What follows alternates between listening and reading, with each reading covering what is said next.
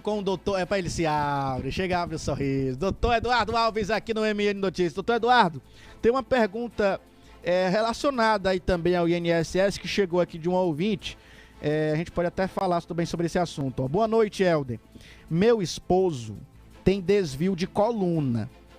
Como ele trabalha muitas horas em pé, isso afeta muito a saúde dele. Ele pode dar entrada em um auxílio-doença? Como é que funciona, doutor Eduardo, para pleitear um auxílio-doença? De regra, Helder, auxílio-doença é um tipo de ação que a gente tem que discutir bastante antes de dar entrada. Por quê?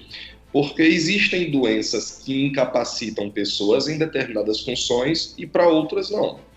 Por exemplo, se eu trabalho e perco um dedo, mas o meu trabalho, vamos dizer, que é de dirigir, eu sou motorista, aquele dedo talvez não me faça tanta falta e não me incapacite para o trabalho, mas já se eu sou digitador ou costureira, já é uma outra circunstância, né? Já é uma outra situação.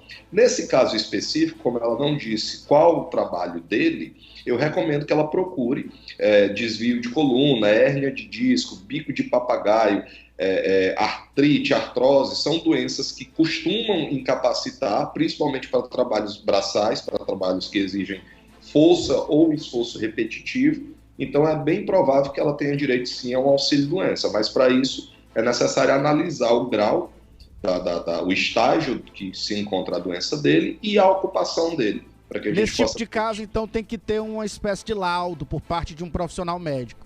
Todo auxílio-doença é necessário. É necessário. O auxílio-doença é uma ação que ela, digamos assim, independe do advogado. O advogado ele vai propor o auxílio-doença, ele vai entrar com o pedido, com a petição, tudo bonitinho, os documentos, mas o que vai definir, né, a concessão ou não do auxílio-doença é a perícia que vai ser realizada. No caso de um processo judicial, não é a perícia realizada no INSS, mas uma perícia realizada pelo perito da Justiça. E aí ele vai analisar a doença, a ocupação, todo o histórico que a gente repassa na petição e vai dizer se aquela pessoa está ou não apta a continuar trabalhando.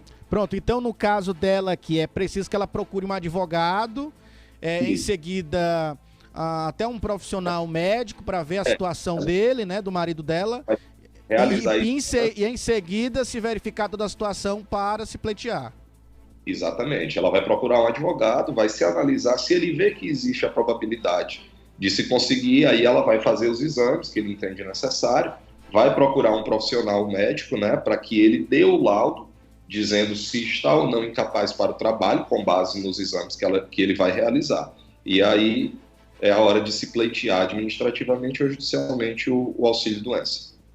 Perfeito, este é o doutor Eduardo Alves do quadro